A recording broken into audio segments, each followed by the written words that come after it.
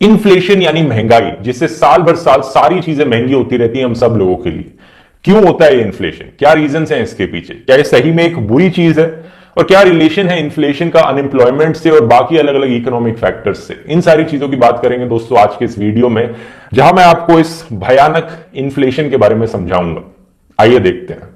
Raw materials का price बढ़ना अलग अलग रीजंस की वजह से, जैसे कि आपके गेहूं चावल शायद महंगे हो गए एक खराब मॉनसून सीजन की वजह से, ऑयल का प्राइस बढ़ गया, सरकार ने कोई नया टैक्स इंपोज कर दिया किसी रॉ मटेरियल पे जिससे उसका प्राइस बढ़ गया। तो जो कंपनीज प्रोडक्ट्स को बनाती है उन रॉ मटेरियल्स का इस्तेमाल करके, उनको ही बनाना महंगा पड़ेगा और प्रॉफिट में रहने के लिए उन कंपनीज को अपने प्राइसेस भी बढ़ाने पड़ेंगे प्रोडक्ट्स के, जिससे कि इन्फ्लेशन हो गई। इस इन्फ्लेशन को कहते हैं दोस्तों कॉस्ट पुश इन्फ्लेशन।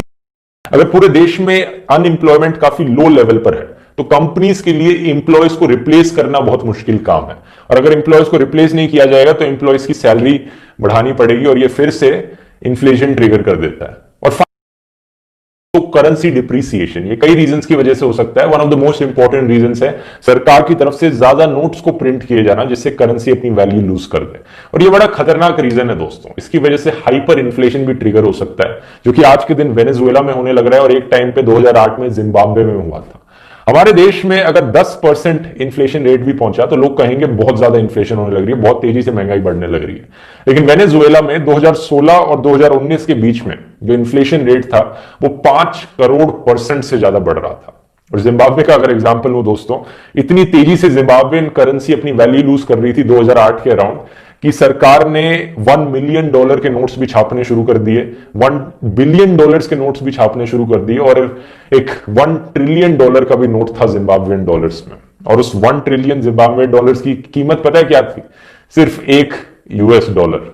इस हद तक वैल्यू लूज कर सकता है पैसा एक हाइपर इन्फ्लेशन के केस में। लेकिन दोस्तों अगर 0% इन्फ्लेशन होगी तो आप ऊपर ऊपर से सोचेंगे तो आपको लगेगा ये तो बड़ी अच्छी चीज होगी, चीजें महंगी नहीं हो रही हैं तो हमारे लिए अच्छा है, हम सस्ते में अफोर्ड कर पाएंगे, ज्यादा पैसे सेव अप कर पाएंगे, और पैसे को अगर हम सेव अप करके रखेंगे तो ओवर टाइम पैसे की वैल्यू भी लूज नहीं होगी, तो ये भी अच्छी चीज होगी यहां पर।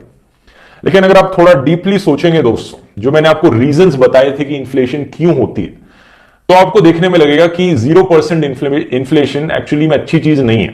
इसका मतलब यह है कि कंपनीज आपकी सैलरीज नहीं बढ़ाएंगी, आपकी सैलरी कांस्टेंट रहेगी, और क्योंकि सैलरीज कभी नीचे नहीं जा सकती इसलिए इन जनरल इन्फ्लेशन हमेशा पॉजिटिव में रहती है। और तीसरा एक और भी रीजन है, अगर डिफ्लेशन हो रही होगी, चीजों के प्राइसेस साल भर साल कम होते जा रहे होंगे, तो लोग पैसे स्पेंड नहीं करना चाहेंगे। लोग सोचेंगे पैसे को बचाकर रखते हैं, हमारे पैसे यहां पर सेव्ड अप रखे हैं, पैसे की वैल्यू इंक्रीज हो जा रही है एक तो, और जो चीज हमें खरीदनी है आज से 5 साल बाद अगर डिफ्लेशन होती रही तो 5 साल बाद वो चीज हमें ज्यादा सस्ती मिलेगी, तो हम 5 साल बाद खरीदेंगे, अभी नहीं खरीदेंगे। इससे ओवरऑल जनता की जो स्पेंडिंग होती है वो कम हो जाएगी।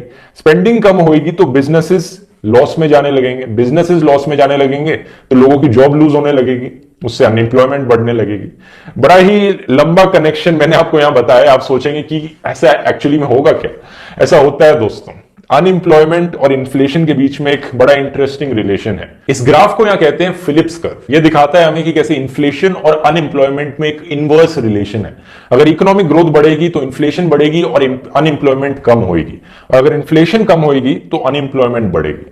और यह इंटरेस्टिंग रिलेशन है दोस्तों, क्योंकि आप एक्सपेक्ट नहीं करोगे कि ऐसा होता है, लेकिन होता है ऐसा रियलिटी में। लेकिन ऑब्वियसली इस ग्राफ की कुछ एक्सट्रीम लिमिट्स हैं जहां पर ये ग्राफ वैलिड नहीं है, जैसे कि हाइपर इन्फ्लेशन के केस में ऐसा नहीं है कि वेनेजुएला में आज के दिन 100% एम्प्लॉयमेंट हो और 0% अनएम्प्लॉयमेंट हो, तो वहां पर कुछ और फैक्टर्स भी आ जाते हैं, जैसे कि पॉलिटिकल फैक्टर्स जिसकी वजह से इन्फ्लेशन बढ़ी है।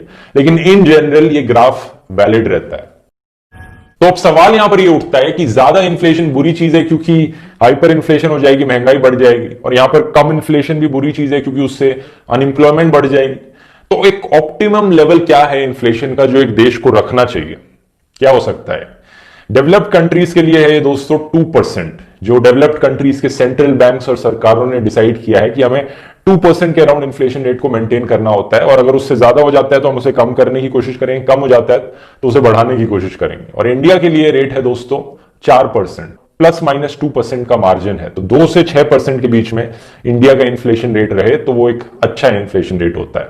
उससे जो प्राइसेस हैं वो स्टेबल रहते हैं और अनएम्प्लॉयमेंट के लेवल्स भी कम से कम रहते हैं, मैक्सिमम एम्प्लॉयमेंट मिलती है। तो अब अगर एक सरकार इन्फ्लेशन को कंट्रोल करना चाहती है तो वो कैसे कर सकती है? इसके कई तरीके हो सकते हैं दोस्तों। वैसे तो एक कंट्री का सेंट्रल बैंक रिस्पॉन्सिबल होता है इन्फ्लेशन रेट को कंट्रोल करने के लिए, और नॉर्मली जो सेंट्रल बैंक है, इंडिया के केस में आरबीआई है, वो इस इन्फ्लेशन रेट को कंट्रोल करता है अपने इंटरेस्ट रेट्स को बढ़ा के या कम करके। अगर अपने इंटरेस्ट रेट्स बढ़ाएगा आरबीआई, जिसे रेपो रेट कहते हैं, जो कि बाकी बैंक्स को लोन दिए जा रहे हैं, तो कम बैंक्स लोन लेना चाहेंगे, और वो जो बाकी बैंक्स हैं वो अपने इंटरेस्ट रेट्स बढ़ाएंगे, जिससे कि कम लोग लोन लेना चाहेंगे, जिससे कि कम पैसा सर्कुलेशन में आएगा इकोनॉमी में, और ऐसा होगा तो इन्फ्लेशन नीचे जाएगी। और अगर आरबीआई अपने इंटरेस्ट रेट्स को कम करेगा तो ज्यादा लोग लोन लेना चाहेंगे इनडायरेक्टली थ्रू अदर बैंक्स, और उससे इन्फ्लेशन ऊपर जाएगी। तो इंटरेस्ट रेट्स को ऊपर नीचे करके इन्फ्लेशन मेनली कंट्रोल करी जा सकती है। लेकिन और भी कुछ तरीके हैं। ज्यादा नोट्स प्रिंट कर भी इन्फ्लेशन कंट्रोल करी जा सकती है। ज्यादा नोट्स प्रिंट होंगे तो इन्फ्लेशन बढ़ेगी ऑब्वियसली, और सरकार की तरफ से इन्फ्लेशन कंट्रोल करी जा सकती है ज्यादा टैक्सेस लगाकर, जैसा मैंने शुरू के रीजंस में बताया था, या फिर सरकार ज्यादा स्पेंडिंग करके या कम स्पेंडिंग करके भी इन्फ्लेशन को कंट्रोल कर सकती है। तो अभी तक जितना भी आपने वीडियो में देखा दोस्तों, आपको देखकर लग रहा होगा कि इन्फ्लेशन और इकोनॉमिक ग्रोथ, इन दोनों में एक डायरेक्ट रिलेशन है। अगर इकोनॉमिक ग्रोथ बढ़ेगी देश की तो इन्फ्लेशन भी ऊपर जाएगी, और अगर इकोनॉमिक ग्रोथ नहीं होगी, एक रिसेशन होगा देश में, तो इन्फ्लेशन भी नीचे जाएगी। अब ये चीज आमतौर पर होती है, सही है, लेकिन ऐसा हमेशा नहीं होता। कई बार ऐसा भी होता है कि इकोनॉमिक ग्रोथ नीचे जाने लग रही है, कंट्री रिसेशन में जाने लग रही है, लेकिन इन्फ्लेशन ऊपर जाने लग रही है। इस केस को कहते हैं दोस्तों स्टैगफ्लेशन, और ये एक बहुत ही बेकार चीज होती है। और क्यों होता है ये? इसके पीछे रीजन है दोस्तों कि आप एज्यूम कर लो, फॉर एग्जांपल कंट्री के अंदर खुद रिसेशन आ रखा है, लेकिन जो कॉस्ट पुश फैक्टर्स हैं, जो सेकंड रीजन मैंने शुरू में बताया था इन्फ्लेशन बढ़ने के पीछे, रॉ मटेरियल्स की कॉस्ट बढ़ रही है।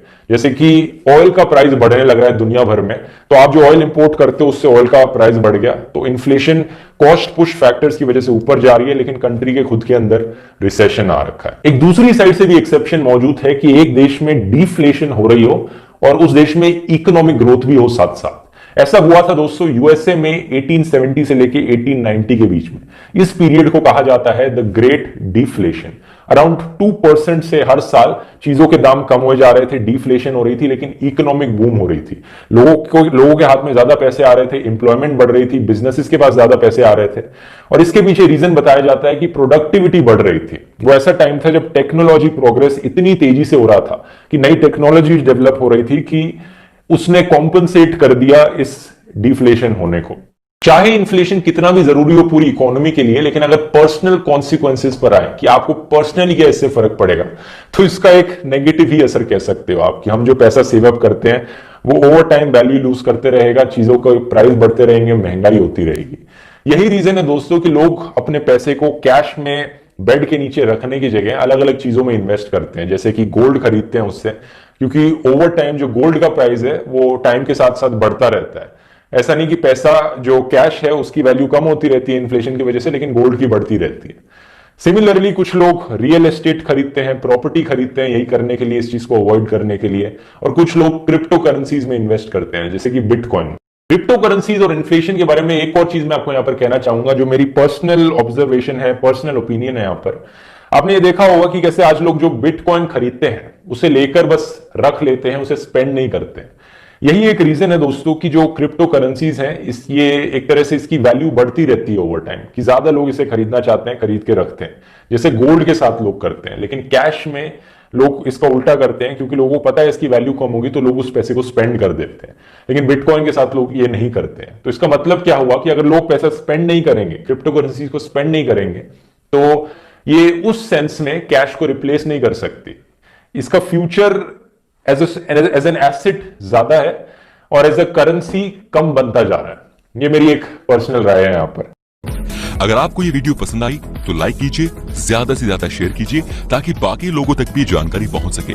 हमारे चैनल को सब्सक्राइब करना बिल्कुल ना भूलें, और हमारे वीडियोस को सबसे पहले देखने के लिए बेल आइकन को भी जरूर प्रेस करें। धन्यवाद।